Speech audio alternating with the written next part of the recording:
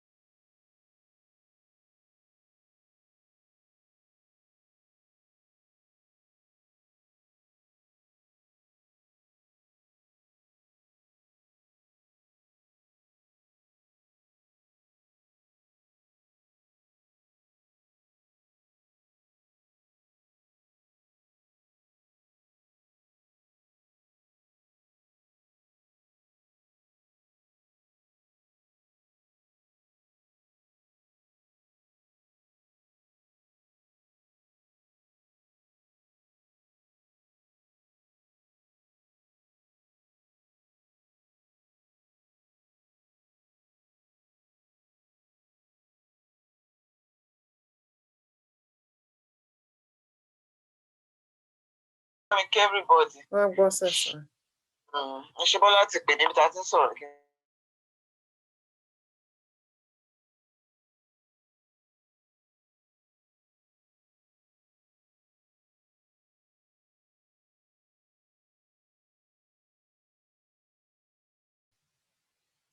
Hello, good evening. Good evening. Good evening. I believe this is Olanike. Yes. Yes.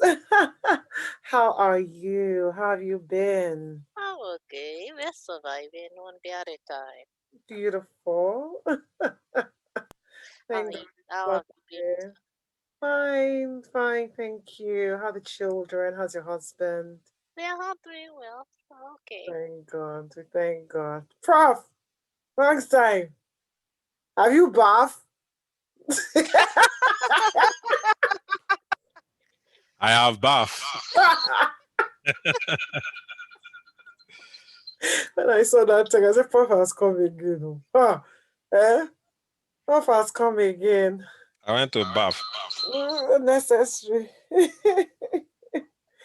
Wow, Sunday. It is well. It is very well. Okay.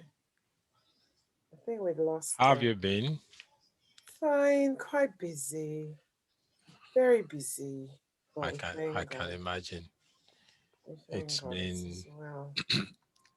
it's like this period just introduced some form of business that is overwhelming. I can't even understand. I know. Madam Olanike, I throw a salute to. Good afternoon, sir. Good afternoon, ma. How have you been? We are surviving in this lockdown. In this lockdown. You are in Ontario, Abby? Yes, I'm in Ontario. Okay. this serious lockdown that Ontario introduced. Oh, really? When did this happen? I think it started when this last week. Yes, for the next 6 weeks or so. Wow. That they even It gave must be police, they gave police the right to stop. arrest and fine on the spot. Yes, I'm fine on the spot. I'm That's fine. what If what you we are have been going going on an through. aimless journey, that your journey, you cannot explain. You can't explain why you're embarking on the journey you are embarking on. So Wow. they gave them the power to fine. Wow. And do you have a limit of the kilometers? How many kilometers you can go beyond your household? Well, they didn't say, but they just Okay. said you shouldn't go out unless it is absolutely necessary. The Wow. That's police have the serious. right to find out. They'll ask you for your home address. Wow. Wow. They found you. That's amazing. Ours was you can't go beyond 5 kilometers radius around your house. So So you must have a grocery shop. oh yes, apart from that's essential. And most grocery shops are very close to your homes here. Okay. So yeah. So we've been going through this since January, since December actually. We're just beginning to ease it down. So sorry to interrupt. Can I check? Is this the parenting session? Yes, Mag. Okay, I want to do a reminder on the group. Thank you. Thank Sorry, I you. interrupted you. Not No at problem. all. Is the am I still sharing my screen? Can you still see my screen? Yes. Okay, still showing the yeah. Yes. Good evening, Good evening. Sorry for coming late. I went to get my nails done, and I just talking about lockdown. Well, unfortunately, here there's no lockdown. Thank God. So let's see the nails. Let's admire your nails. Yes, so. Oh, nice. I cut them because they were like 3 times this length. I was like, I couldn't type again. I was like, you know what? This fashion thing, self. This one is what they call Owoton Sorrow. These are my natural nails. These are my natural nails. I was just going to ask you that. Are those your nails? Yes, oh they my are my nails. Goodness. They were like 3 times this length. So they grow so long. So if I don't do it every month, hey, you know, but I have to go and pay all kinds of money to get long ones. And you know the funniest thing, when I was a teenager, I used to bite my nails. I ate everything out of sight. I had nothing. I used to bite it. So the only way to stop biting my nails is to put stuff on it. Wow, but they're so beautiful. And nobody will believe that those are your nails, really. They people that know me, except people that know you. Yeah. People that know me know that it's my nail. So I mean, when I was looking at the length, it was like 3 times this length. I was like, no way. I need to cut it. It's mine. So when I get there, I say cut it. They can't tell me no, because I'm not paying for it. Since IMC, that's what they call Owoton Sorrow. Owoton Sorrow, yes. So he's always been talking more than me. I'm telling you. Oh, how was your week? Hi, we're just saying we're so busy. So busy. I was hearing you talk about the lockdown. That's in Burlington? Ontario generally. Ontario. Oh wow. Yes, sorry about that. The cases are getting overwhelming. I thought the vaccine isn't the vaccine there's there? vaccine, but the number of vaccination compared to the population is still not doesn't add up. Yeah, and people are not behaving well. That is the most annoying thing. And the government also, I think, is spoiling that. I just see that everybody is spoiled. That's just my... I like that word, spoiled. Abiola Nike, what do you think? They are overspoiled, right? They are overspoiled. I'm telling you. Do you know that this one that they said people should stay at home? Some people they are putting pressure on the premier that our kids have to be able to play outdoor, this one and that one and that. Then they are moderating the law again and say, okay, you can use playground. Can you imagine? Yeah. Do you understand? At a point, they're supposed to, I don't know why schools open, they kept saying school is safe. until the thing started spreading anyhow in schools. Oh, in schools, wow. You You know, my son That's had scary. Go ahead, Olanika. my son had a positive case in his class, and it was a variant of concern. They just called me. Prof, you remember the Monday you talked about, when you get a call from school yeah. that Yes. week? It was Uh-huh. that Monday they called me. Immediately I saw the number, I was like, yay, kilo Yeah. shele. Yeah. And they were like, the Can vice you principal, imagine? the vice principal was like, you need to come and pick your son. There's a case in his class. We are shutting down the class, blah blah blah. Oh, wow. Blah, blah. I just told my boss I need to go pick my son from school. I went to pick him up. They shut down the old school for 2 weeks because there were 3 classes affected. And then the Peel Region of Health, which is like the public health authority, called and was like, he can't go out, he can't go for work, so everybody needs to stay home. So you don't get spread it. Yeah. And then we had to keep my daughter to at home because she attends a different school. Oh, Yeah, so because she won't she's even exposed catch to it. And someone yeah, who has been exposed to some. Oh, so it's she will amazing. not take it to her school. But I mean, it's so scary when you look It's the at same thing. It's the same. I have the same experience too. Okay. They sent us a letter on my son's birthday last week, Wednesday, on his birthday, that there have been cases of in 2 classes that have siblings. So 2 guys that have siblings in 2 classes, those classes were shut down. Okay. Then those guys were asked to isolate with their sisters. Then last week we got a letter that someone was identifying my son's class that had the virus. So they sent us a letter that he should isolate and go and get tested after 7 days, which was on Saturday. So we just checked the result of the test this morning and it was negative. I started jubilating, thank God. Thank God. So it's really a tough one. And the government is not taking a stern decision on this, Because everybody's afraid of businesses closing up. The economy is the primary concern, and that has been our primary concern in Nigeria as well. And that is why it's not possible to shut everything down. Well, people's health is priority for me, I think.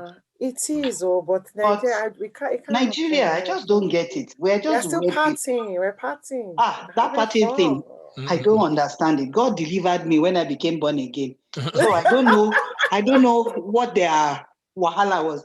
I have a major issue. I don't eat orishi meat and all that. And every time I go to parties, when they serve meal, they serve me things I cannot eat. So it used to be very, very depressing. So I said to myself, it's even double punishment. Then I will dress. Then I will go, they'll give me food I can't eat. What am I even going to do? So all right. They invite me to party and I show up. You must be special. Because I had to tell myself, you know what? I don't need this again. So God delivered me long time. But the people that have not been delivered, I don't know. Someone said there's no coronavirus in Nigeria. Yes, you're right. Nigeria is coronavirus free, actually. Abby? Yeah. It is? It is. Okay. Good afternoon, everyone. Once again, you are welcome. And is our facilitator around? She is actually on. She's been on. Yes. Okay. I didn't know myself because I was looking for the name. Okay. So welcome, everyone. This is the way we connect. Don't mind. There's something that's blocking our the thing we're sharing, our poster, Prof. Something's blocking it. Yeah, the white thingy. Is it back? Yes, it is now. Okay. Okay. Sorry about that. So, Madam Shoops, I will turn over the mic to you so that you can introduce our subject for today and our facilitator. I saw the profile. I said, wow, this is really impressive. So we are here to learn, I'm sure we'll have an amazing time. So thank you, everyone. Femi, Eme, Nina, Olanike, Sandra, Victor, Yetunde, Aduke. I can see everyone. I say welcome, Sister Yemi CEO, Adetayo, And we have Bolaji also with us, and we have the privilege of having with us the governor of the diaspora group. I know she doesn't like for us to call her the madam at the top, but we can't say it any other way. That's our madam at the top. So we have Anu Saya with us, Femi also. You're all welcome. I'm sure I've mentioned the facilitator somewhere. So welcome everyone. So I'll turn over the mic down to Madam Shoops to carry on the rest of the program. I hope we've all gotten the person-centered quiz. It was posted on the group for us to do. I think it would be an exercise during the course of the session. So please get it downloaded. If you can't print, you should. If you cannot, I think you should make a mental note of your scores so that at the end, we'll be able to get to what this is about. All right, Madam, she's over to you. Okay, thank you very much. You are welcome, everyone, once again to our very first workshop by a facilitator that is not in our group. And but before I go on, I'd like to introduce our governor. I don't know, a lot of you don't know who our governor is, and I believe that it's very important for you to know that we have a governor. We have someone who we are accountable to, who helps us to ensure that every cell group is active. Okay, so I know she doesn't like this, but me, I just have to do what I have to do. Okay, so I'd like to introduce our governor. Her name is Anu Soya, and it'll be great for you to see your face briefly. I know you don't want to turn on your camera. Mag, I call her Mag. So just so you don't know what Mag is, MAG, is called Most Able Governor. That is the name, copyright I've given to her. So if you want to be using the name, you have to talk to me first. Okay, so I'd like to introduce our governor, Anu Soya. Can you please come? Can you just show your face, peep through, please, Mag, and so that everybody can know who our governor is. You cannot fall behind. Yeah, where are you? We can't see you. I think she went to mobilize the. She said she was going to mobilize the group members. Okay, yeah, she's going to go for them to the outer, yes, the outer. Yeah. So she's doing the governor's work. She's I told you, action, governor. So she's going to other platforms, other cell groups. Yes, like, this thing is on, no, it's happening. Quickly come and join in. Thank you so much once again. So, like I said, I'll introduce our guest. She's here with us. I couldn't find her name, so I didn't think she was on, but she's actually, when I called her, I could hear Prof talking from her own computer, so we know she's here anyway. Okay, so I'd like to introduce her. As you have seen in our flyer, we have gotten to know a little bit about her, and I don't want to outdo what has been done. She had actually told me that, why did I put certified listener? Because people will be like, which one is certified listener again? I said, it's good to tickle people's fancies, so they can be curious about that. She's not only a certified listener, she's even more. So she's a mother of sons, teenage sons for that matter. She has been a blessing to quite a number of outfits regarding this workshop. Regarding her calling rather, she has been able to, sorry, I'm trying to read it. I lost it and I'm finding it again. So I must let you know, that is why I'm kind of hesitating a bit. Pardon me for that. Okay, so she is, sorry. Okay, I'm just going to go on with what we have available. There's a particular ministry that she actually holds. It has a particular name. She'll tell us more about it. And she has been a blessing to a lot of homes, whereby she's been able to facilitate different kinds of workshops regarding parenting, especially parenting teenage boys. But we're delighted that she's not only, we know how challenging it is when you have sons, I must say. I can say that because I have only one son and I have 3 daughters and a son. It is not, they're different. They're just different in their ways. And, especially if we, the mothers, are the ones that keep talking and the daddies are just quiet. It even makes it more challenging because they'll probably think there's something wrong with us somewhere, as mothers. But, she's got that experience as a mother of sons. So I'm just going to invite her. She's known as Kiki, but her name is Bukola Jolugbo. So without further ado, because of our time, we'd like to invite Mrs. Bukola Jolugbo, our facilitator for this amazing, interesting workshop called Discipline the Diaspora Way. So let us welcome her the Covenant Nation way. Thank you. Thank you very much. Thank you. Welcome. Thank you so much. I was looking for the bio. I couldn't find it. I lost it. But I love the bio. I if you just permit me 2 seconds, I just got it. I said this must be read though. Yeah. Please. I had it here and I just couldn't find it. Yeah. So please permit me to read this bio. We must hear this. I think we need to hear this. See, over the past 5 years, Bukola Jolugbo, fondly referred to as Kiki, has been in the trenches researching what it takes to turn boys into world-class leaders and fathers. And he has been working with busy professionals, celebrities, and high-impact parents to build better relationships with their sons. She's the host of at the first and only summit for parenting teenage boys, Parenting Today's Teen Boys Summit. Kiki is the trainer of the international workshop, Why Your Boys Act the Way They Do, and the founder of Joshua's Army, a movement devoted to building high-quality relationships between fathers and sons.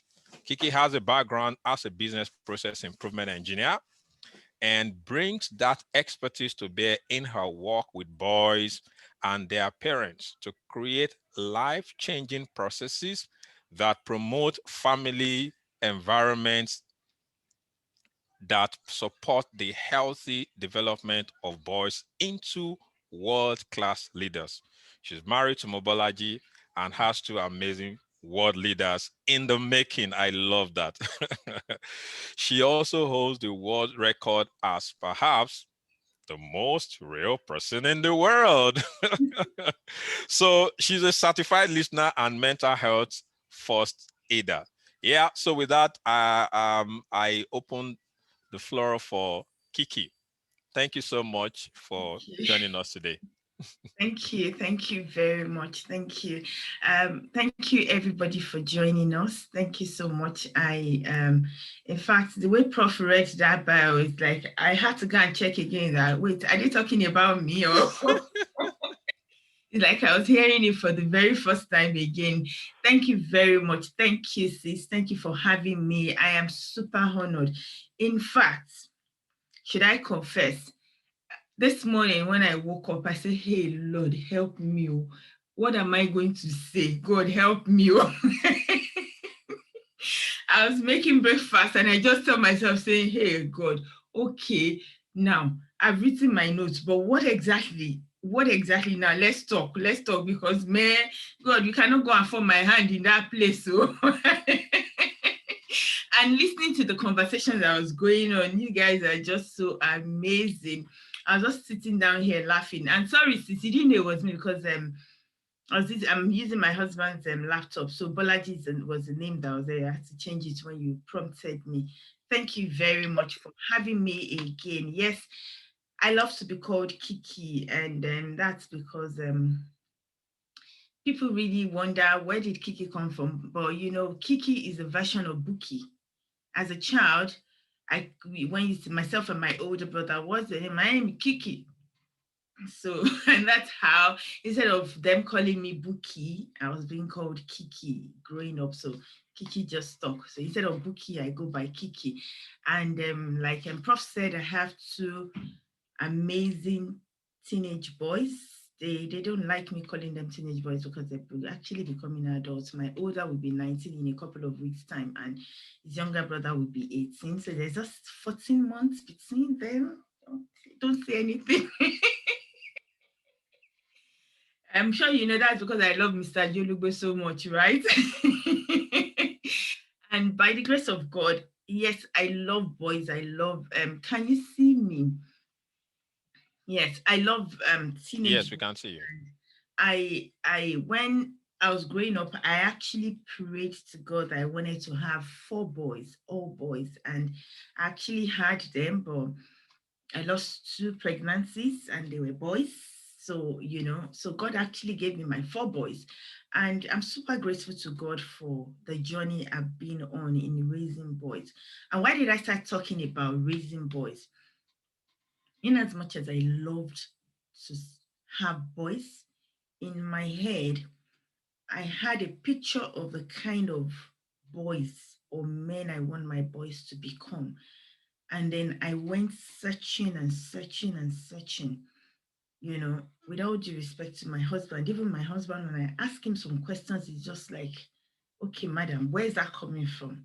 I had a lot in my head that I felt our men should know, our men should be able to do. It was, at some point, I was almost going crazy. And, when my son was about a year old, of course, my belly was very big when my first son was having his first birthday, and I had them in Nigeria, and there were these guys just next to our house that the boy actually then, I think he was still a student in Unilag. God, I could do anything to go to Unilag, and I ended up going to Lagos State Polytechnic. And here you are in a school of my dream, and all you do is wake up and sit on the fence in the morning and be shouting across, and I'll just be getting upset.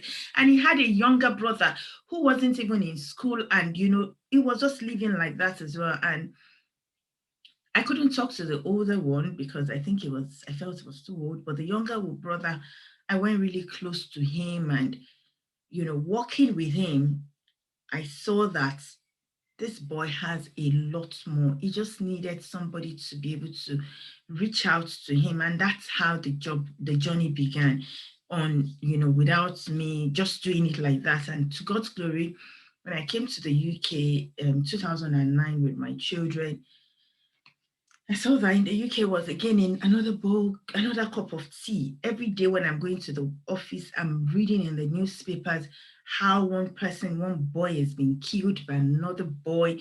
And every day is one boy killing the other boy, particularly from our background. In fact, there was a particular day I said to my husband, my children cannot go to school alone. You have to take them and I have to pick them up. It was like that. The first day my first son was in year 6, and my husband told me, oh, I can't remember how the story came up, and I got to know that they walked to school themselves. It was 10 minutes walk. What I did to that man that day. and that was at that point I knew that I was living fear. And again, I began to ask God, what can I do? And as I began to work on what to do to help my boys not become what I read in the newspaper, I told myself a lot more boys need this. And then I began to research about fathers and everything. So that's basically the background. I'm sure somebody will be wondering, I get that question a lot, why boys? So that's basically the background. So it's not just because I have boys, but maybe because God has put in my heart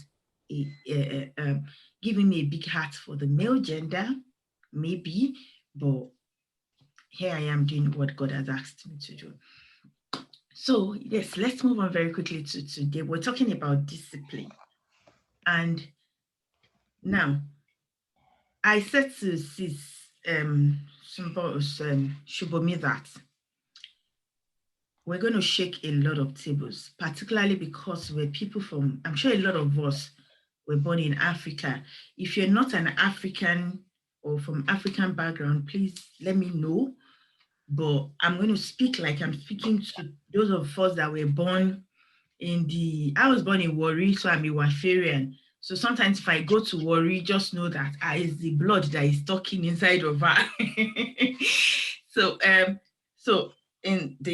going to talk to those of us born in Africa, Nigeria, West Africa, and those zones about discipline.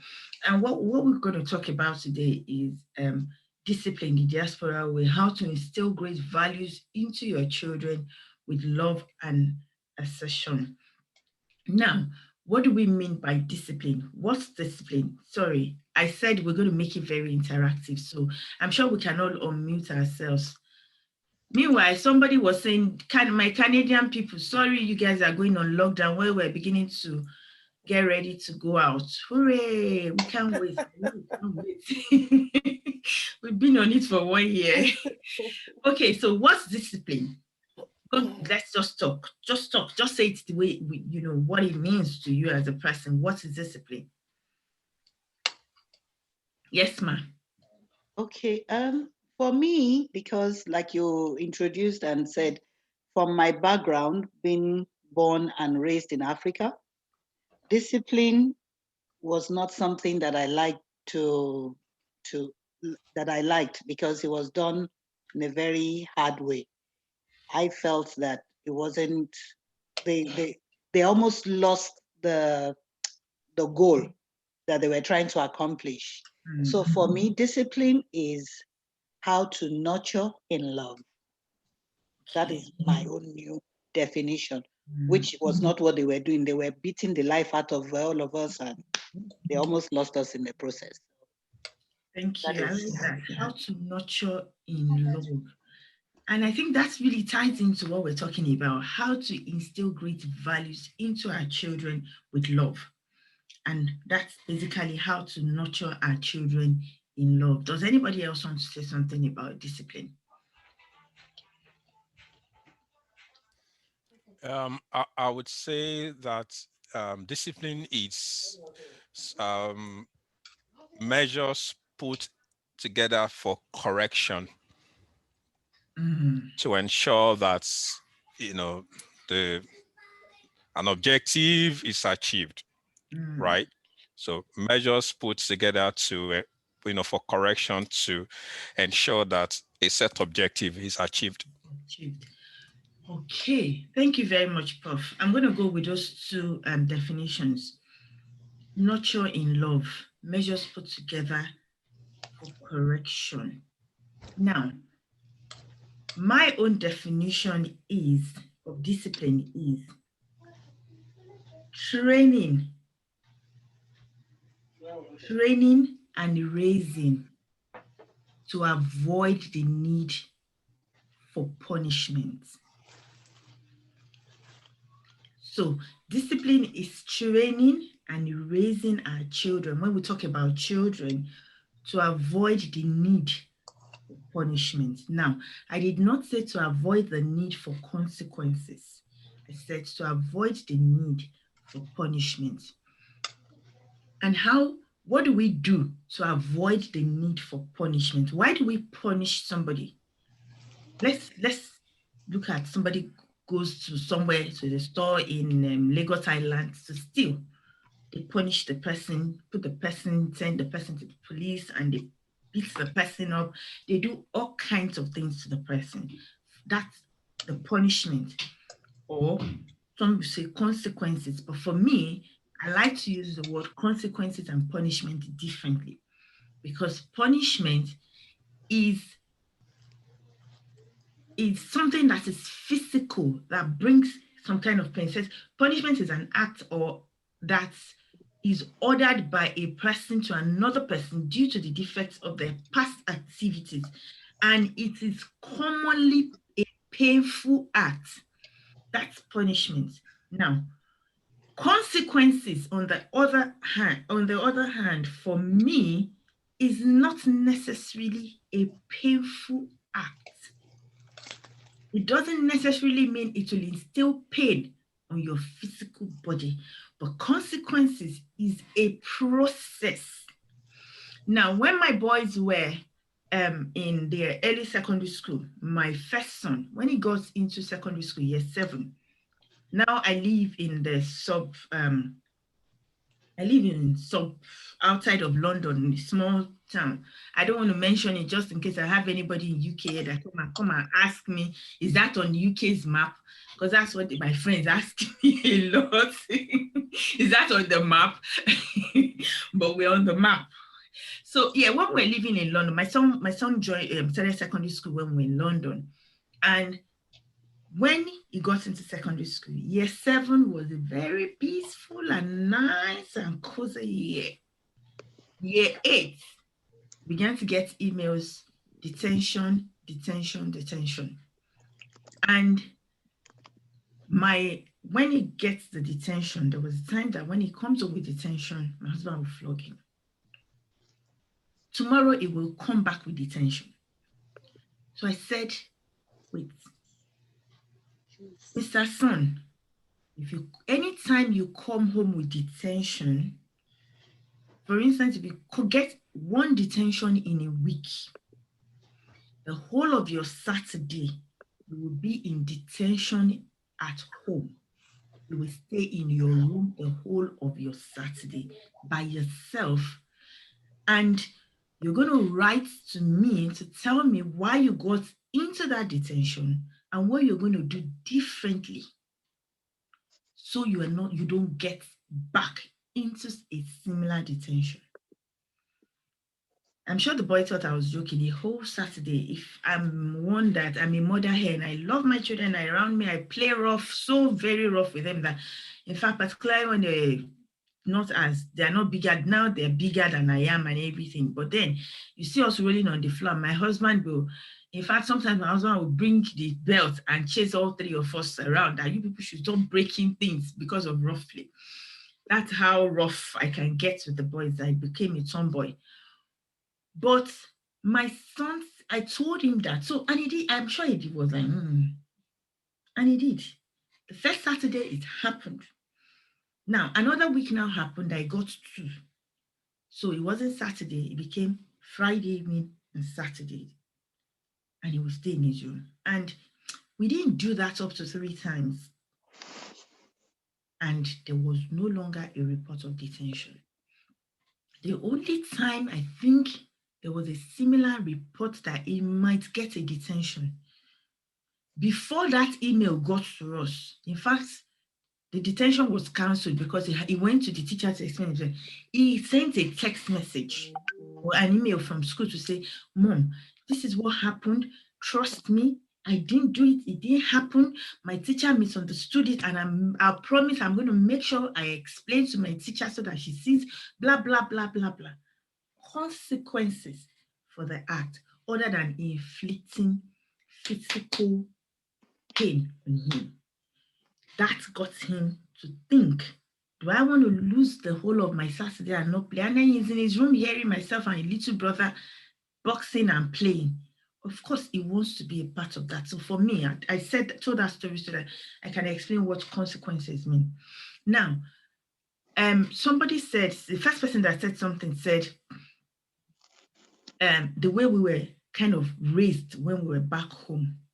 Now, and that made me think of, because one of what we're also talking about is diaspora, how to punish, discipline the diaspora way. Now, there are some things in diaspora that are classified as abuse on our children. And the truth of the matter is, whether we like it or not, I say to parents, you carried your legs and your bags and you came to their country. So you're going to have to find a way to live by their laws. I know a lot of us, my friends, particularly the first place I worked in this country, there were a couple of Black people there. They'll say, Kiki, you are Black. Don't think you are white. I say, no, I'm not Black, I'm not white. Maybe I am purple or red or green, but I'm not going to think like the Black man thinks. And that's me. So forgive me if what I'm saying, you're wondering.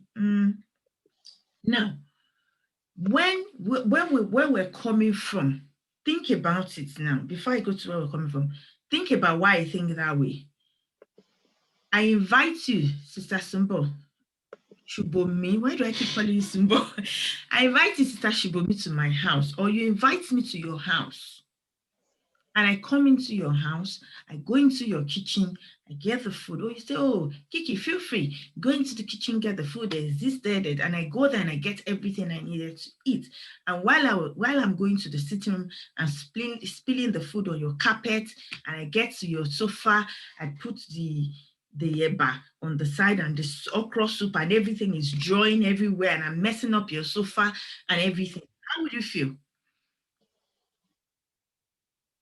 I'm sure tomorrow. I wonder what kind of home you come from.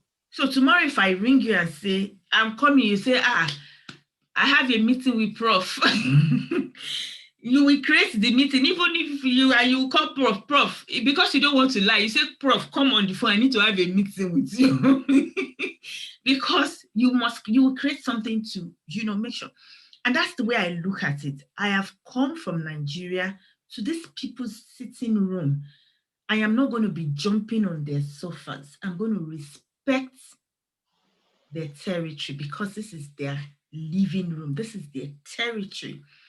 Now, so having that at the back of our mind, and what Sister Yemsko said earlier on, Yemsi said earlier on that, about the way we're raised. My father was a boxer, and I love my dad to bits, but anytime I remember the way he used to punch me, with his big fist, he was a giant. In fact, sometimes I go to that man.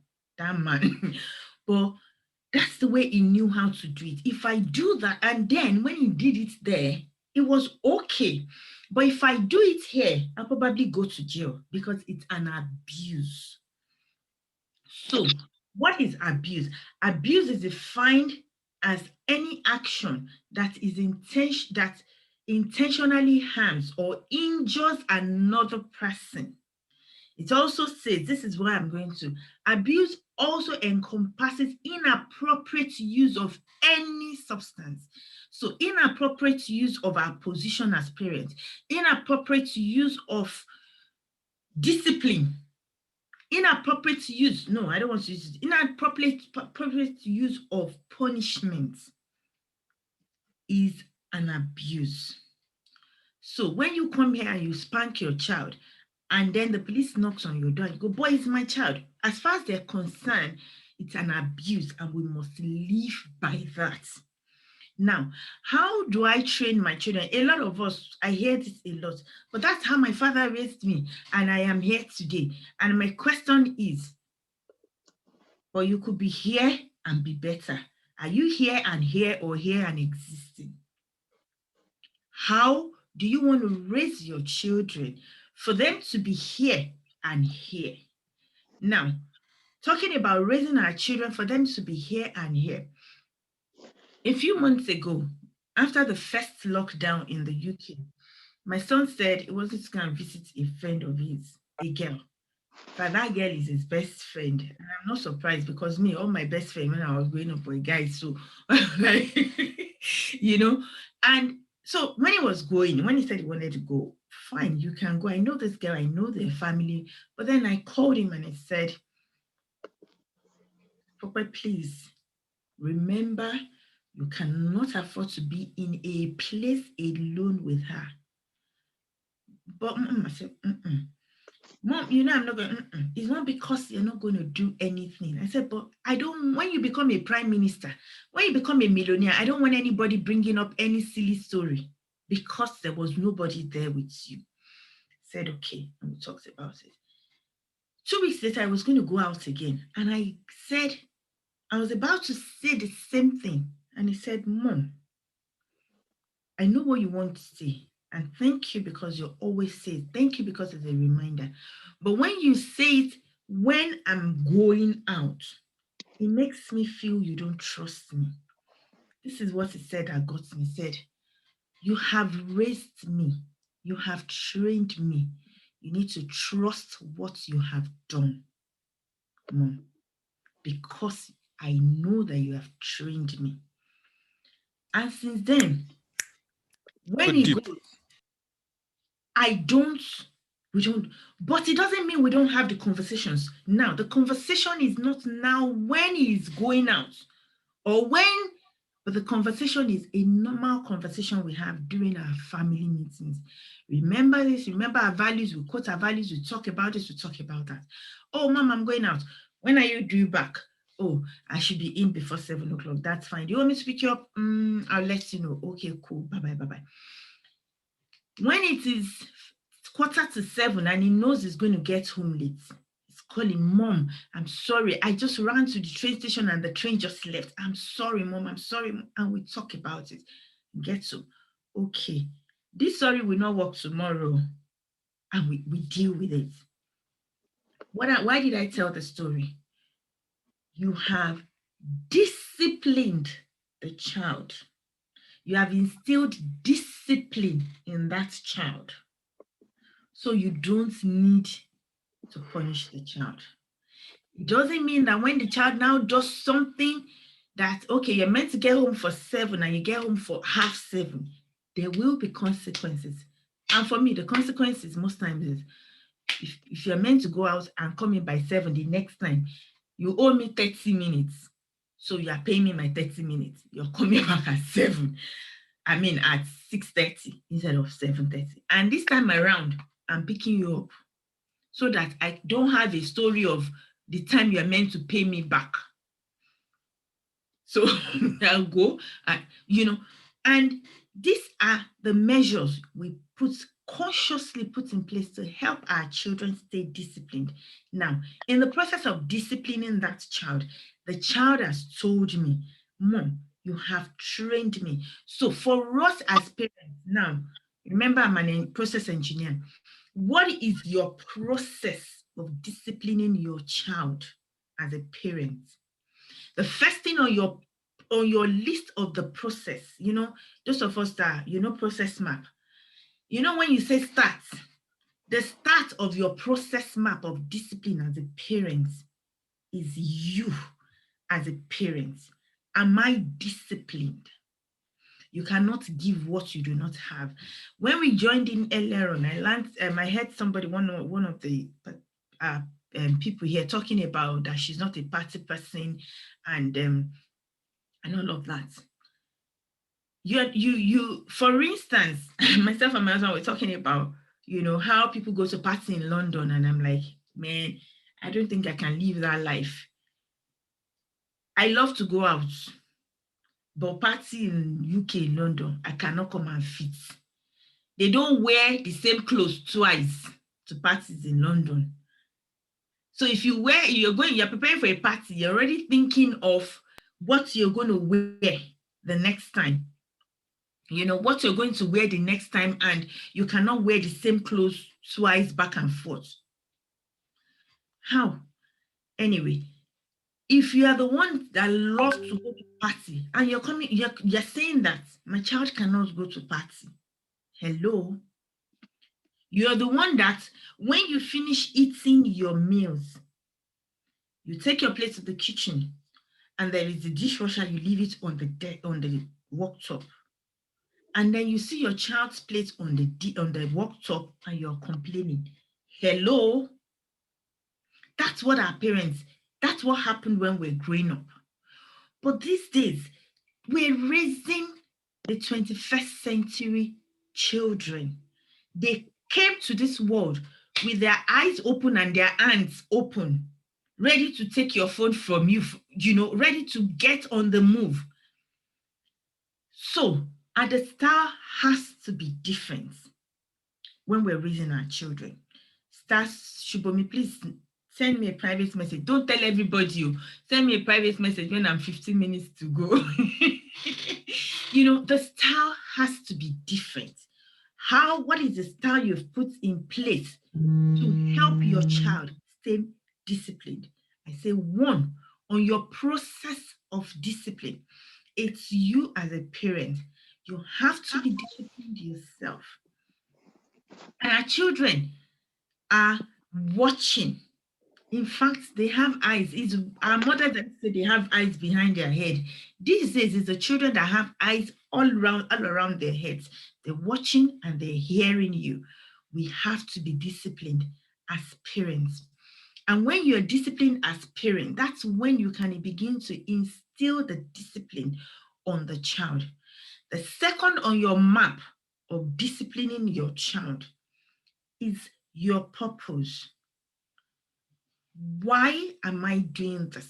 The why. The why you're disciplining that child. My first son, he is a financial guru. Everything is on his money. In fact, if I don't want to spend my money, I'll just give him his card, my card, and he'll be like, I will be begging to get my own money. My second son, he had a couple of issues as a baby, in and out of surgery in the hospital and everything. So because of that, he had good relationship with doctors growing up. Those were like his first set of adult friends. So he wants to be a doctor like them. And he's really serious about it. Now, if I want to discipline them, now let's use the career as an example, and I want them to study, and I'm asking for Kwefoluwa to study economics the way I'm asking for Ntoluwa to study economics, it's not going to work. Fentolu has got no business with biology like his brother has got. So I need to be sure, what is the purpose? What am I aiming at with this child? I want to raise, I said earlier on, the reason why I discipline my children, I want to raise world-class leaders and husbands. Somebody will say, she didn't say father. Being a world-class father is a byproduct for me of being a world-class leader and husband. For another person, they want to raise world-class fathers. What is your purpose? What are you out to achieve in that child? Once you identify that, the third step in your process map is communication. How do I pass this on to this child? There are different styles of communication, and maybe this is where the boy child and the girl child comes in. How you communicate these things to the girl child is not the way you will communicate it to the boy child. I call my girl child, we can sit on the bed. Even let's forget about girl or boy child, even to the two boys. I've got two boys in the house. One, we're going to go into our worksheet soon. But I've got two boys. My younger son, his personality, oh, heaven help me, is prim and proper. It tells you, I'm going to wake up at 7, enter his room at 6:55. You see him he's sat up on his bed, booting his engine, so that by 7 he's out and telling you, I'm awake. On time. So for that kind of a child, the day we want to do general deep cleaning in the house, next week Saturday we want to do general cleaning, I'll go for Kwefoluwa. This is the 3rd of the month. On the 23rd of the month, we're going to do general cleaning. Okay, Mom. Okay, I haven't got any. Okay, that's fine, Mom. But you come and tell him on the 3rd, on the 1st, we're doing general cleaning. You have scattered him. And then I am on the 4th. I've told him on the 3rd. I know this child. I've told him on the 3rd that we're doing general cleaning on the 4th. And I know that his system doesn't work like that. On the 4th, he's now grumbling around the house. And I'm angry. Hello? Now, I know this is how his system works. I'm sure somebody is thinking, but how about him bending over backwards? How about me planning myself, being disciplined enough to plan myself ahead so that we all sink in together properly? Now, we're going to clean on the 10th. I've told you on the 1st. That's a long enough time. and you go, oh, mom, I said, listen, the 4 of us in this house, all 4 of us are cleaning. We're meant to clean on the 10th. This is the place you are cleaning. So if you know it's not convenient for you on the 10th, fix a time and a date for you to get it done before the 10th, so that yours is done out of the way. That's me helping my child to succeed and be disciplined based on who he is. So I said communication. Maybe before communication or after communication, I'm sure they stand next to each other. Knowing the person you're dealing with, knowing your children, know your child. Now, the first is definitely not the second. They are different. And so we must be able to identify their individualities and be able to walk with their individualities based on who they are. Know your child, know who you are dealing with, and map out that which will work for that child. My first son, I get to his room at 4:45 and I say, Fentolo, I need to go to shop at 6 o'clock. Do you mind driving me? Okay, mom, hold on, let me check. No, sorry, mom, I won't be able to finish this. I'm doing something. Sorry, can we make it 5:30? That's him. But for my second son, he's not going to drive you. He can't. He won't walk. If he does it, he's doing it because I respect you, not because I really want to do this, mom. That's him. I needed to talk to him. We have one-to-ones with our children. And normally I'll just send it to their calendar. And so, but this was like impromptu. I just saw that I don't like the way this boy has been behaving. He has exams on Monday, and I know he's kind of agitated about the exam. So I said to him, yes, I said, I know you're reading, but please, can you make out time, 30 minutes for me to talk to you at some point between now and Monday morning? And he looked at me and said, if initially I said, we're going to be having a family meeting tomorrow and it's going to be a bit long. He said, no, mom, please, excuse me. And I said, can you make out time for us to talk between now and Monday morning so that we can, I need to talk to you. He said, okay, mom, I'll let you know. Not more than 30 minutes. That's him. For older brother, I can knock on his door and sit on his bed and said, I need to talk to you very quickly. Okay, what's it? Are you okay, mom? What's up? And we will talk. This is me, knowing the different people I am dealing with. And that would help you understand, those communication styles that we talk about. This will help you understand what kind of communication style do I put in place for this child. I know for communication styles, we talk about, what are they called again? Assertive, passive, and what's the last one? Somebody help me. Would it be active? Verbal, non-verbal? No. I'm talking. There are 3 main ones in terms of aggressive, assertive, and passive. Okay. Yes. So those are the ones I was saying talk about. So for every parent, I think the best one for us here is the assertive one, that you put your feet on the ground. We all need to learn that skill. But then again, there are times where we can avoid that aggressiveness. In fact, I think 90% of our parenting journey, if we map it out, map this communication, this discipline styles out, we'll be able to avoid, a lot of those times of aggressiveness. Now, when we started, somebody said something I didn't want to forget. I think it was Sister Shubomi, and I think she corrected herself. Thank you for correcting yourself. You said boys are challenging. No, boys are not challenging. They're different, like you said. The way we communicate with a boy, the way you deal with a boy is different from the way we would deal with a girl.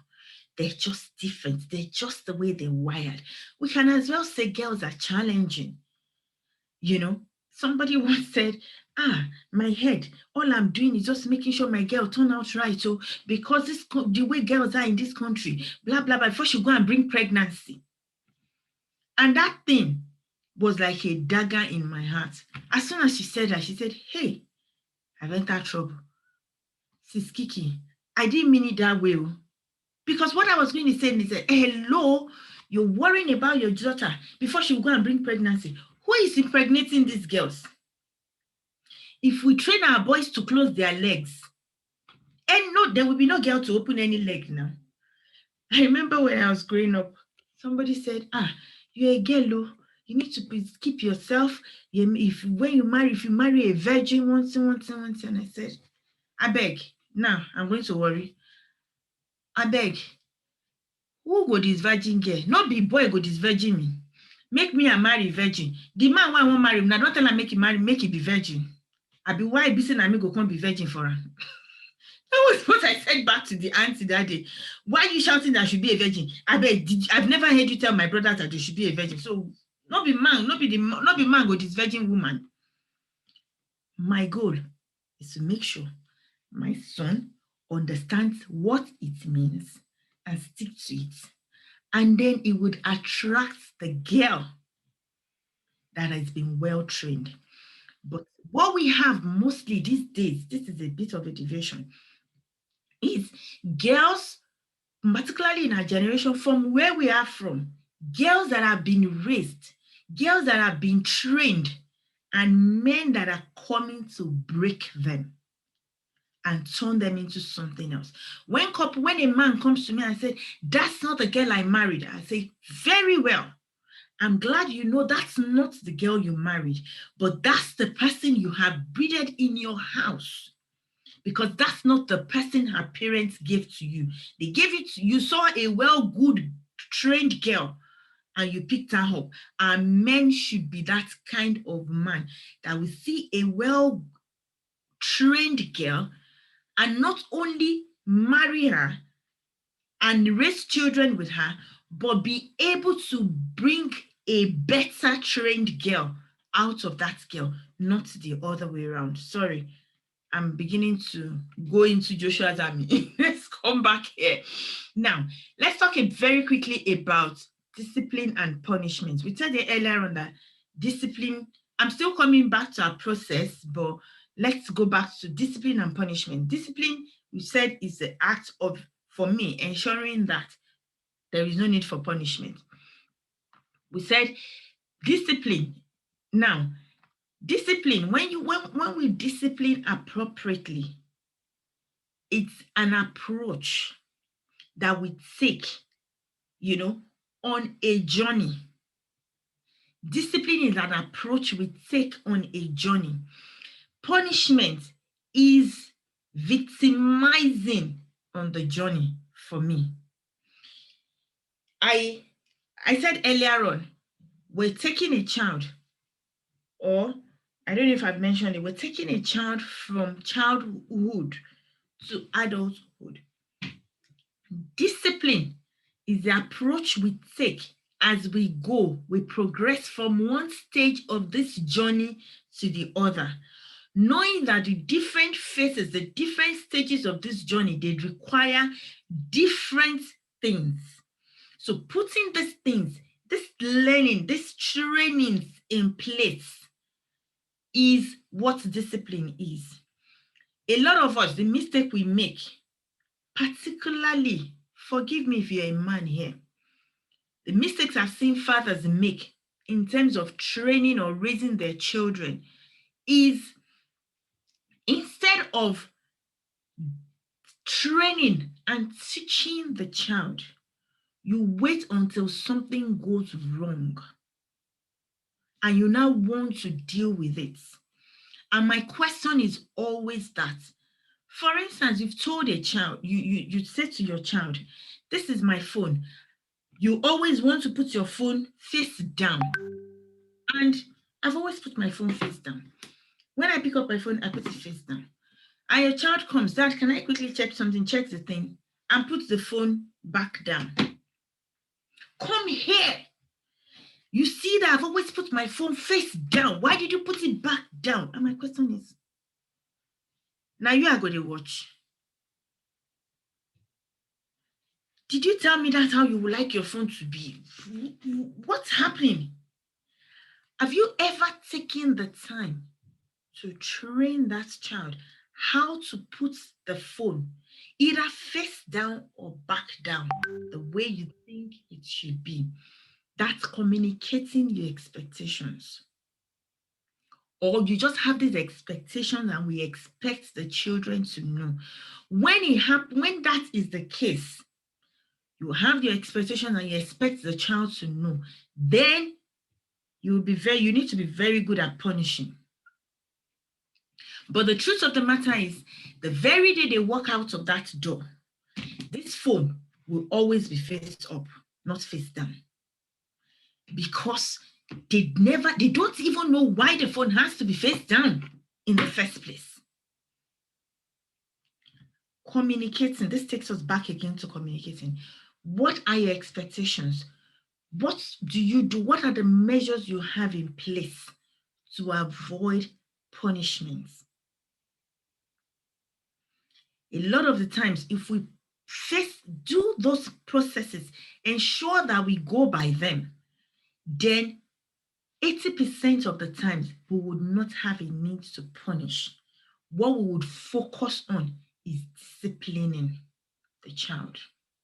Disciplining, training the child with the end result in mind, so that when that child gets there, it will not depart from it.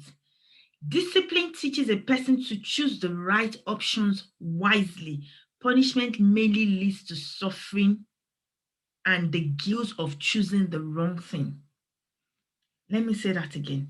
Discipline teaches us to choose rightly.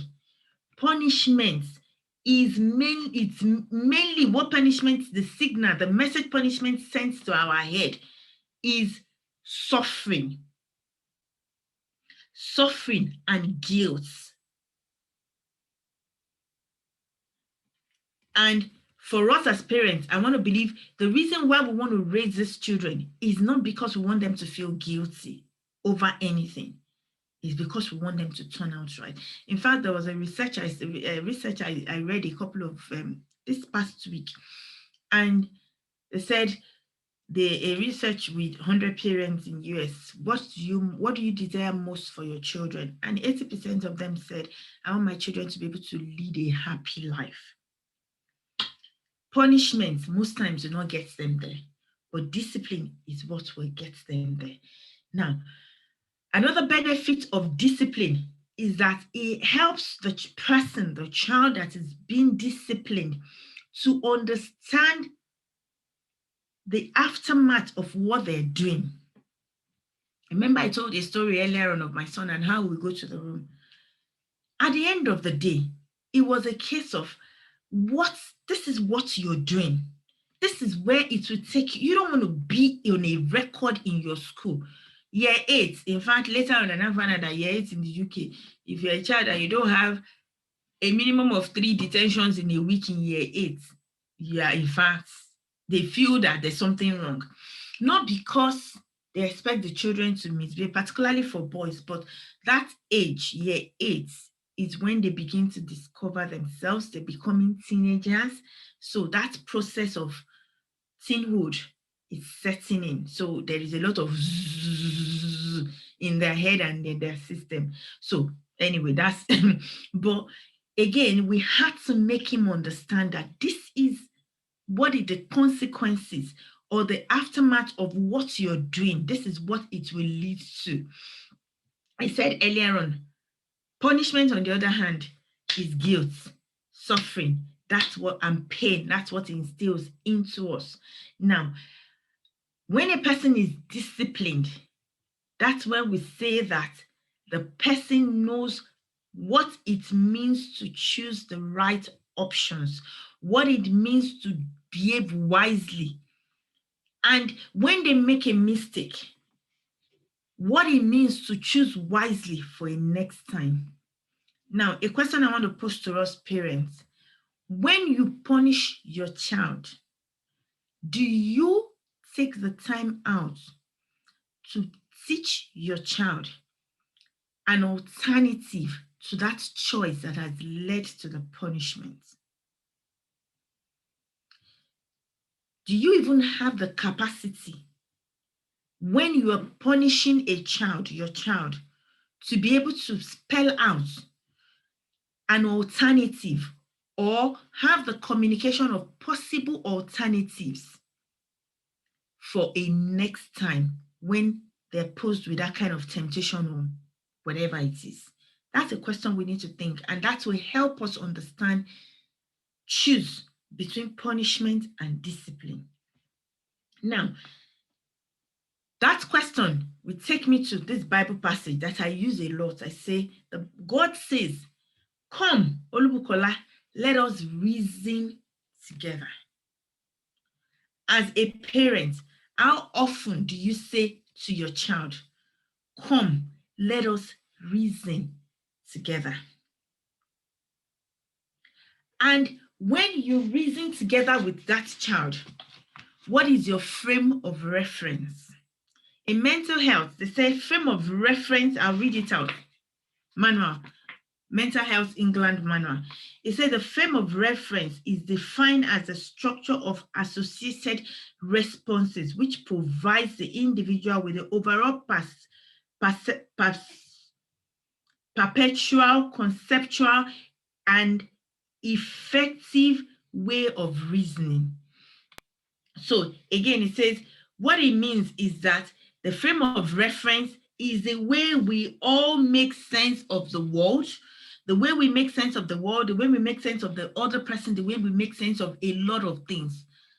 And because I want to believe all of us on this call are Christians, our first frame of reference, most times as Christians, or sometimes our faith, God, that helps us think, okay, so when you see somebody doing something, this LGBT thing, for instance, we'll be like, hey, God, what is happening? Because that's our frame of reference. That's what has framed our mindset. Again, another frame of reference for us, particularly most of us on this call, is our background. Our background, the way we view the world, is also clouded by our background. Sometimes our achievements, Prof is all decked up with tie and everything on this call. Thank God I didn't come with t-shirt and jean jacket. And he will probably be looking at me and say, okay, they say she's mama boy, no wonder she's just like a boy. Our frame of reference. When I see somebody wearing a dangling earring, I go, where I come from? How do they mean? I'm not going to say that because I know Sister Shugomi is wearing dangling earrings. But, you know, I hope we get what I'm trying to point out. The frame of reference, the things that shapes our mindset about the way we raise our children, the things we want to teach our children, our work, our age, I've said our background, our place of birth, our hobbies, our sexuality, our education, aspirations, spirituality, the things I like and the things I don't like. I remember the day I talk about fairness a lot. And one day I was talking to my son and I said, but that's not fair. He said, Mom, fairness is a relative word. And I went, no, you have to be fair to the world. Instead of, and I was like, the boy just said I was looking at him, I was like, Mom, why are you fighting yourself? I was asking myself, why am I fighting myself? Why not listen to the boy and let him say what he wants? My frame of reference kicked in immediately. There was another thing that happened. I was taking them to school one morning, and I can't remember what the conversation came up with. And I said, I think, and he said, that's your opinion, Mom. Huh? Hello, everybody, and good evening. Well, it's good evening when I'm recording. Okay, I think that was a mistake. And he said, sorry about that. That was a mistake. That's fine. I looked at him and said, huh?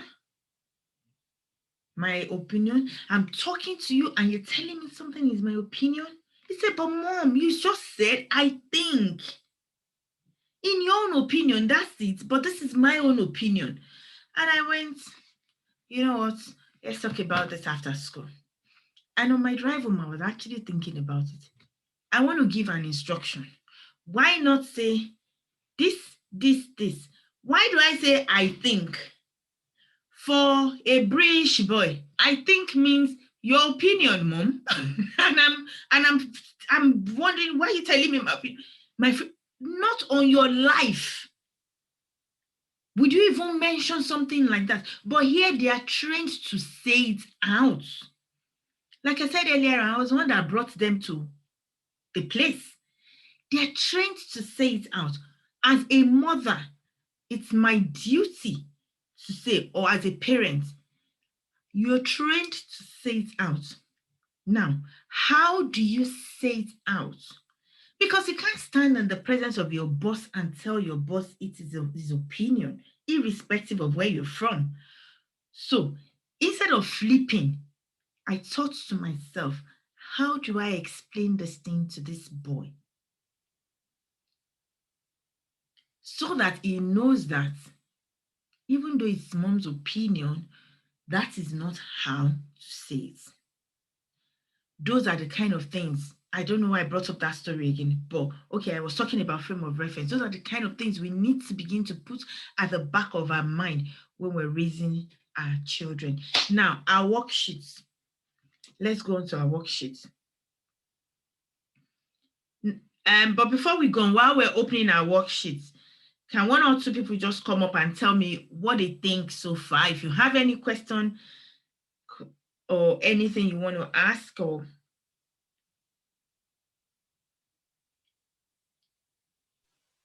so if, just to intercept there, if you have any questions, just type it on the chat box and we'll be able to read it out to Kiki. Now I think that'll make it a little bit faster. So any questions you have, just put them in the chat box and I'll read them out to her when it comes to the Q&A, which is in another 1 minute. Thank you.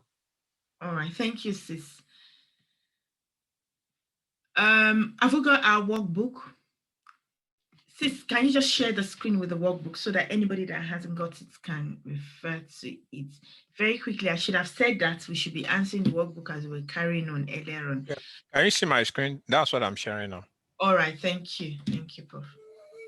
You see, that's why you are our Prof. Okay, let's quickly run through it. I'll give us 5 minutes. Is that okay, Sister Shubomi? For us to quickly run through the worksheet. So answer the questions. Because of the way it's positioned on the screen, you can answer 2, 9, 3, 4, 10, 4. Just answer it that way. 1, 8, 2, 9. Just answer it that way. Then what's important is the figures you get at the end of it.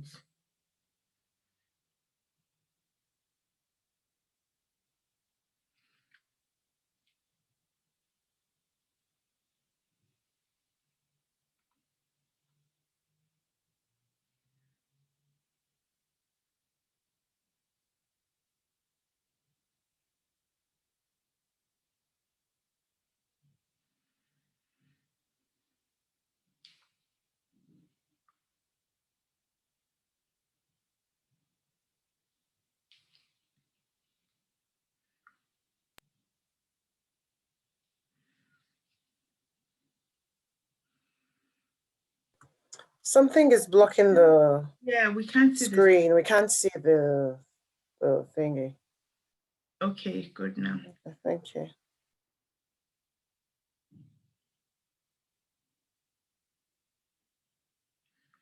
Can hear the men in my kitchen. I made a very nice jollof rice this afternoon, hoping they will have some for lunch, but at this rate, the way I've been hearing footsteps in that kitchen. Yeah, that's what you enjoy when you have men in the house. Prof, I'm not talking to you. I can't hear you too.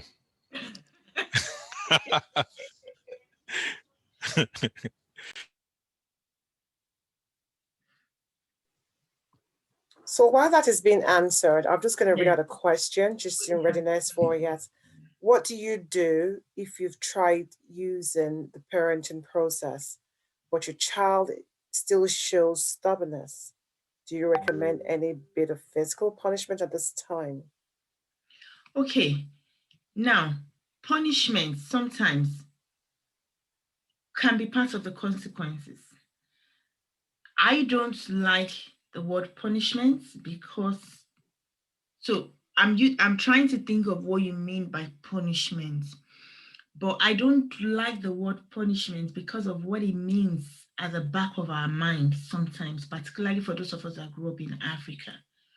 But if you're saying punishment, for instance, when I said my son would be in detention at home for the whole of a Saturday, it's a form of punishment, quote and unquote. So depending on where you are, if what you're referring to as is spanking, as punishment is spanking, inflicting that physical pain, if you believe in it, I don't. And it's never worked for me. I'm not saying I never did in my parenting journey. In fact, there was a day I asked my son, I said, tell me 3 things you were like, if only mom could have done that differently when I was growing up. He says, those times when you just look at us, you just bring out the cane. When we do something and you just spank us. I said, but how many times did I say, but as few as they were, I remember them, mom, and I never liked them. At those points, I hated you for them.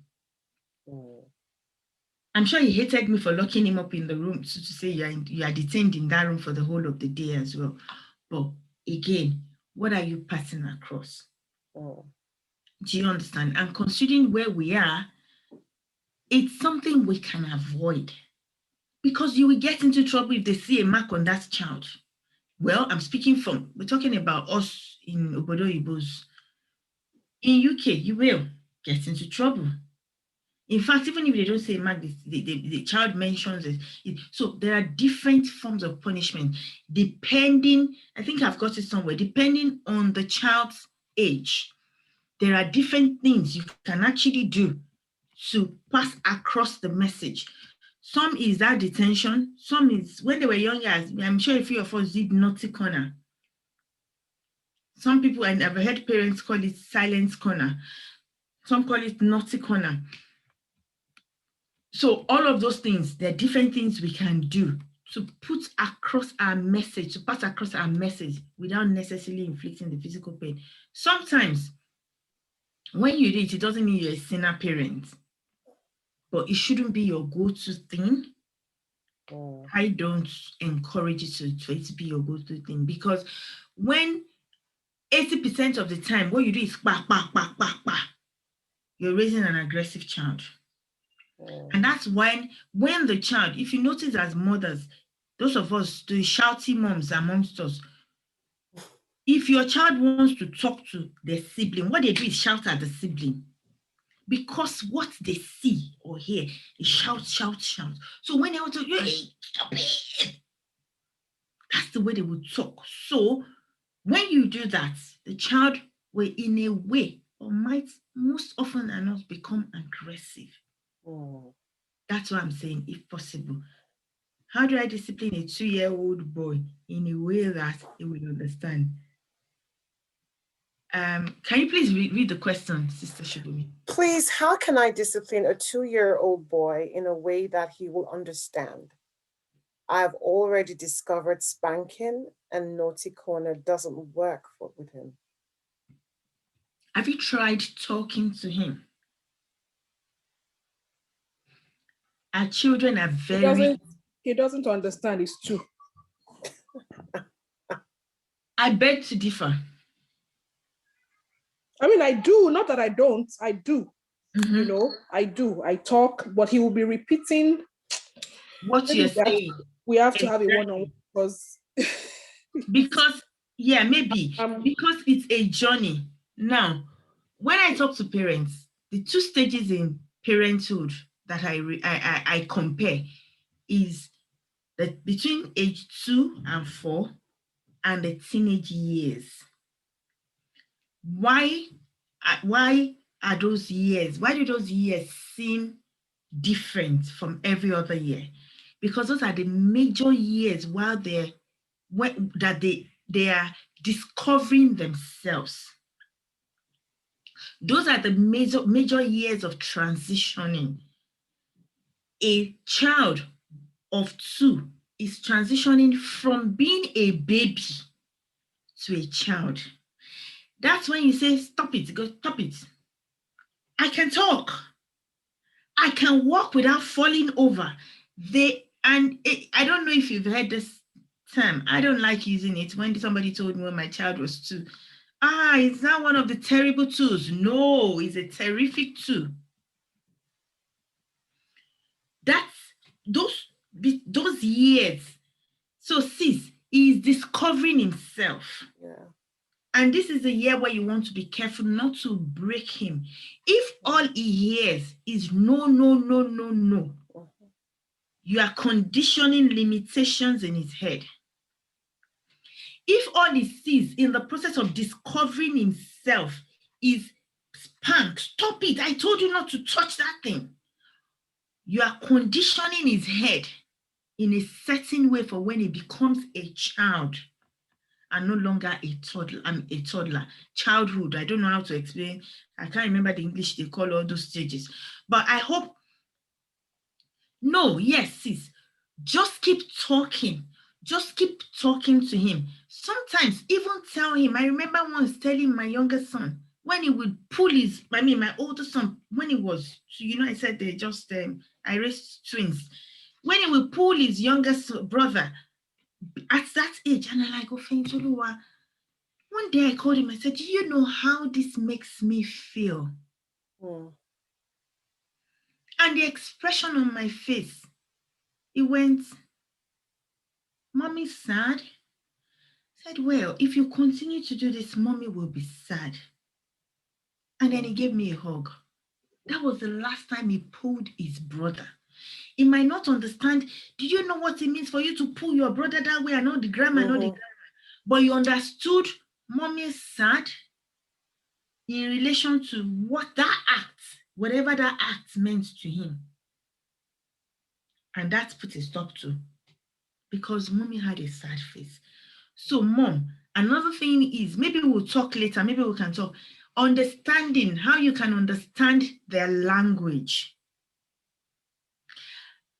And the language to communicate to that stage of a child, the stage of that child, the language you communicate with that child in.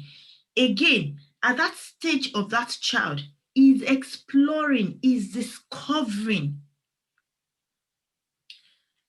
So you need to tune your mindset, tune your brain that my child is discovering. When you are in the office as a process analyst, we want to discover what can we do to re-engineer this process so that the process is, we're asking questions. Sometimes some stakeholders, sometimes you're in the office, you want to slap some people like, what is wrong with you for crying out loud? Well, you just carry your glass of water. Okay. We need to discover, what we can put in place in that stage. It's a lot more deeper than this, but Sasumba has my details. I'm an open door, particularly is a boy. Please. Thank you very much for that, Kiki. Another question, please. My kids don't take me seriously no matter how firm I try to be. I don't hit my kids, but I can't stand them talking back at me. My husband is firmer, and they sort of fear him. Don't want them to fear me. What else can I do to gain that respect? Okay, please help me to hold that question. Let's go to our workbook. Okay. Let's go to this, what we're going to do here might help that question, and then we'll come back to it. But let's go to our workbook very quickly. Have we got our answers? So if you've gotten your answers, put them down. How many ones you've got, how many twos you've got, how many threes you've got, how many fours you've got. Now, when you're doing this, you have the workbook. you can, if you have, you can sit down, depending on the age of your child. You can do this by yourself on behalf of your child, or give it to your child to do. And then whatever we talk about here, you now use it to analyze that child and how you relate and communicate to that child. Now, one, if whatever one is, one, or everybody that has a majority of one, they're thinkers. One is thinkers, two is relator, three is warrior, and four is peacemakers. Now, who are thinkers? I've got one of them in my house, my dearest for Kwefoloa. Thinkers are the ones that when you say, hey, my husband too, I am a relator. Sometimes you have two, you know, maybe, I think most times it's actually two. So I am a relator and a warrior. And I said to my husband, this pen, I don't know why this pen, why did they put it in here? They should have put it through the back. And my husband is taking that question, why did they put it through here? And he's kept quiet and he's thinking about it. Asking the question, and me, Mbaji, me, you're not answering me. I want to relate. I want to talk. I want to relate. I cannot function in a quiet place. Please, could you go over the 1, 2, 3, and got 1 to be thinkers, 4 peacemakers, 2 is, and 3 is what? Okay, Stasumba, please, our secretary, please help us to put it in the comment. Thinker is, 1 is thinker, 2 is relator, 3 is warrior, relator, warrior, yeah. The and next peacemakers, one, okay. And the 4th one is peacemaker. You know, I'm like, what's wrong with this man? My father was a relator as well. So when I got married, I struggled to cope with my husband. This is not how my father behaved. Why is he behaving like this? Why is he not talking to me? Am I done? And then I'm going back to him. Are you okay? Have I done anything wrong? No, nothing. You're fine. I'll go. Hey, that's as a thinker. So when you're disciplining as a parent who is a thinker, my child has done or said something, and I go back and I process and process and process and process it. Now, the downside for thinker parents, when we're focusing on discipline, when it comes to a child doing something wrong, is when you go back and you process and process and process it, sometimes you over-process, you over-analyze it. And I'm sure we've heard the word analysis paralysis. And then before you know it, the relationship is paralyzed because you're thinking and thinking and thinking and thinking about it. For the relator parents, is it me that my child said in the car, but mom, that's your opinion? And I go, what do you mean? How dare you? And he goes, oh no, mom, that's not what I meant. Okay, let's talk. And we deal with it there. Now, the downside for a relator parent is sometimes we are spontaneous in our reactions. And I say that being spontaneous we react instead of responding.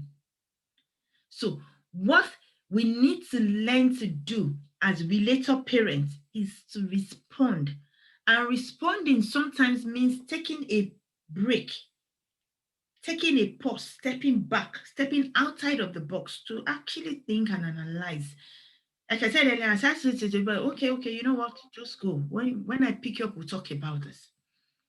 Okay, why exactly would he say that? Okay, how am I going to make him see that what he has said is not that what he said is wrong? Because he asked me, but mom, did I say anything wrong? How am I going to explain to him that, no, you didn't say anything wrong, but the how you said it is wrong? As a relator parent in discipline, we need to learn to respond and not react. As a warrior parent, You need to learn to breathe as well. It's not every time we go back as parents, warriors. You know what warriors are? Who warriors are? It's a beautiful thing as a warrior parent that, oh, there is a parents' evening in school, you are there. Because you're a warrior, you're on top of things. Nothing slacks around you. If you look at it, nothing slacks around you. You like things to be done. You like to be in charge. You are strong. It's not a bad thing. But it's sometimes, when it comes to disciplining the child, take a step backwards and reflect before you respond. And then the peacemaker, they're very close to the thinkers. But the thing with them is everything goes. Oh no, stop it. Sometimes it's good. Like I said, I just looked at the boy and said, Mom's sad. Yes, Mom's sad. Mom will be sad. It's good sometimes, but it is not all of the time you go, he's a child, he will be all right. No, it won't. You need to put the process in place to be able to communicate and implement discipline, the process of disciplining the child so that the child can actually come out all right.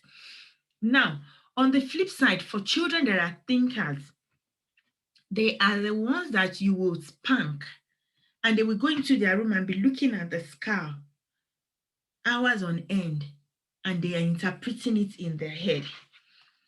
I think my time is running up. They are the ones that will look at the scar on their hand and then they're interpreting it. So even if you want to spank a warrior child, you know not to spank a thinker child because of what it will mean to that child. I'm just using spanking as an example. A thinker child is the child you would tell, if it's my mother's last born, in fact, she has a daughter now that is exactly like her. You tell Jordan, you are so scattered. Jordan will go, hey, Auntie Mommy, I'm scattered. Okay, no problem, Auntie Mommy, I'll learn. But you tell Jordan's older sister, you're so scattered. He'll go, I'm sorry, Auntie Mommy. And then she withdraws. Tomorrow, she won't come near you. I'm not saying you say that to your children, but I'm just using that as an example. Tomorrow, Ariel won't come near you. She will just sit down in a corner. She's processed. That child has been broken. Meanwhile, I didn't mean anything to the warrior child. Life goes on. I'm scattered. Is it not me? Life goes on for that child. But the warrior child, again, there are some things you say to the warrior child or do to the warrior child that breaks them as well. I won't say that to my child. They are so scattered. No, because being scattered is part of the child. I'm just going to be able to help you fashion that scatteredness, if there's any English like that. Then we're talking about the peacemaker child. The peacemaker child is the one that everything goes. He's the one that wants to give up everything in the house. The big brother breaks something in the house. He stands up to take the blame for it because he just wants peace around the house. That kind of a child, before you punish the child or give any consequences for anything, any mistake that has been done, you want to investigate properly to be sure that that child, remember I said I'm a peacemaker, I am a relator and peacemaker. So many times as a child, I remember there was time my brothers broke the video player. I remember video player when we were young. As soon as my dad came in, I just went to that, Dad, the video player is broken. I didn't say who broke it because I didn't want to lie. I just said the video player is broken. And because I was the one that came forward to say it, automatically I was the one that broke it and I suffered for it. You want to ask, okay, the video player is broken. Who broke it? How? When? What was happening? You do your findings, and then off the back of that, you take your decision for a thinker child. I think, okay, so that I can just give the process, complete process. Prof, can you share your screen? Let me read the process. Where did we stop? I think there is one more that I did not mention, please. and then we will wrap up. Or if you can just call them out, please.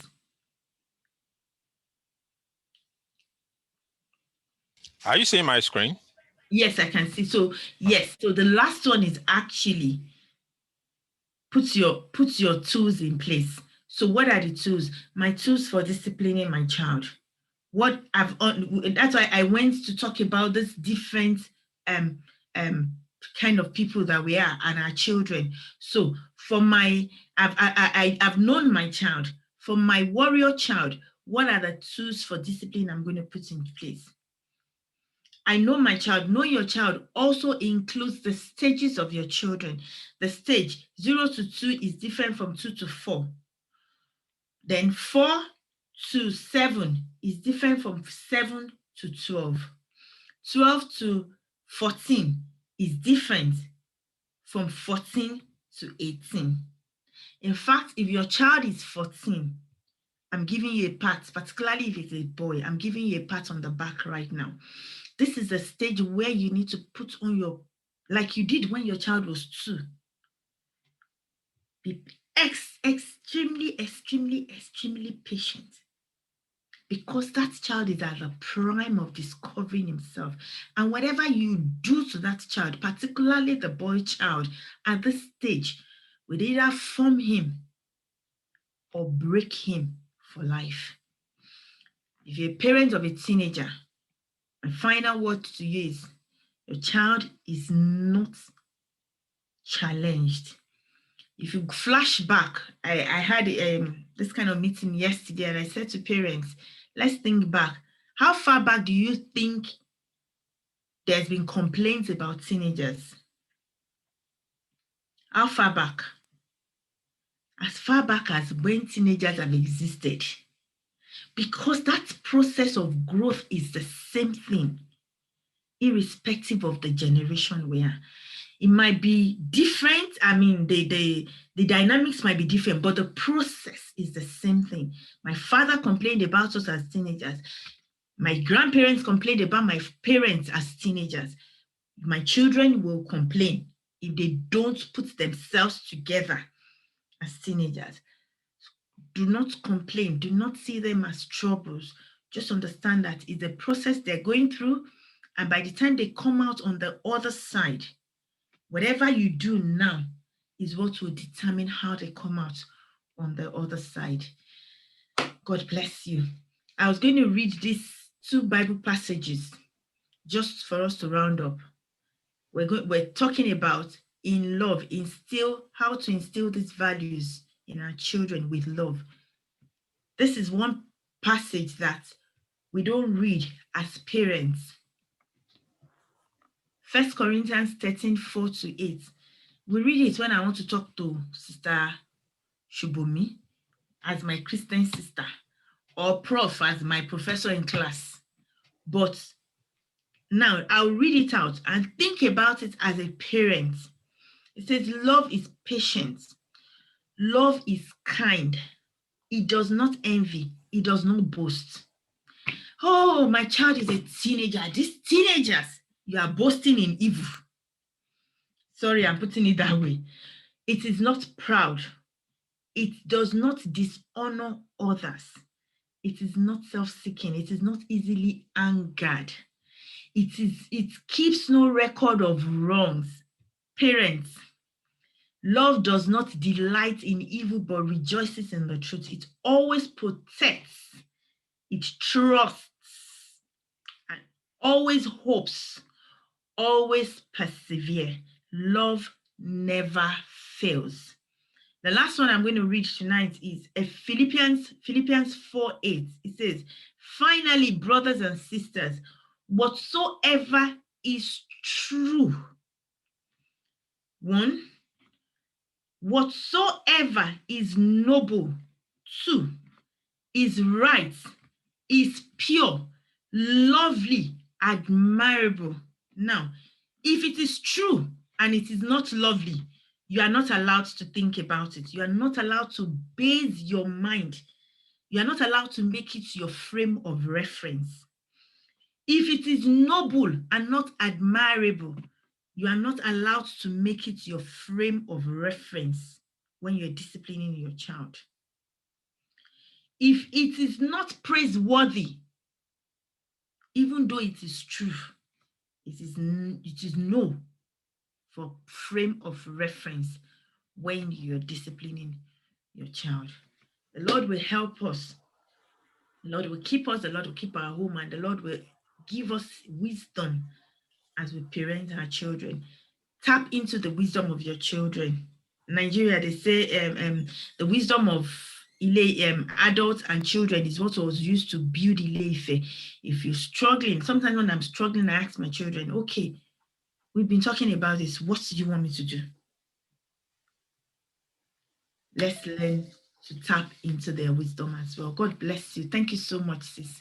Thank you for having me. Thank you so much. Thank you very much, I hope I've Kiki. not talked too much. That's the whole essence why we called you here. We needed to hear from you. We really do appreciate your time. Thank you. At such a short notice, actually. So we really do appreciate your time, your effort, and all that you've put together to come and communicate, you know, your expertise with us. You know, even though I have like 2 adults in my home and then 2 other little ones, I have learned so much. You can't stop learning as a parent. The day you stop learning, I think is the time that Jesus will need to call you home. Okay, so we'd like to say a big thank you. I'd like to say thank you to all our diaspora parents who have stayed on. When we logged on, there were 25 people, and I know that 2 people or 3 people left, you know, at some point in time. And I believe that is the time some children are going to bed, like in our own end. My little ones are going to bed, and you know, one had to come and give me a hug, and one had to like, okay, it's okay, I'll see you, you know. So we understand that you had to leave. However, we are still 25 people as at now, which is good feedback. So thank you. It was worth waiting on to listen from the beginning to the end. If anybody has questions, you know, I know we have to wrap up now because we're supposed to have finished by 9:30. However, if you have any questions or you like to directly get in touch, I think that would be better. And Kiki has said she doesn't mind. Just get in touch with me and I will give you her contact details for more one-to-one interaction. So once again, I would like to say thank you so much, diaspora parents. We really do appreciate you. We have so much that is coming up. We have different facilitators coming up, and it's just going to be an amazing semester. So Kiki, thanks so much. Our warm regards to your husband and your 2 amazing leaders in the making. God bless you. God bless you. God bless you. Thank you. So we have people saying thank you to you on our group chat as well. You're most welcome. So without further ado, this has been recorded. Prof will get it across. We'll post it on our group chat for those of us who are not able to be here, you know, at this time. And so thank you. Yes, people are saying it's an amazing session. Yes, it has been. You know, it has been very amazing. Now, thank you for that document you shared with us. What idea that came to my mind was I would print it out and share with my husband and our 2 little children and our 2 adults over in college. So it's something that we can do as a family, an activity to incorporate into. So thank you so much for that. Yes, so we hope to see you again. You know, we're having a discussion earlier on, Kiki. So we'll talk again behind the scenes. Oh yes. Yeah. Thank you so much. And Yes, take care. And God bless you then. Good night. Thank you. Thank you so much. Thank you. Thanks, Thank everyone. you We appreciate you. No problem. I hope I know we didn't ask earlier. I hope it's okay the way we recorded it. We should have asked before we record. It's fine for recording. It's fine. In fact, share the recording with me as well, please. Okay, thank you so much. It's fine. All right, we appreciate it. Thank you. All right, thank you. And have a lovely day, night. Thank you so much. God bless you. Good Good night, everyone. Good night, everyone. Bye. Good night.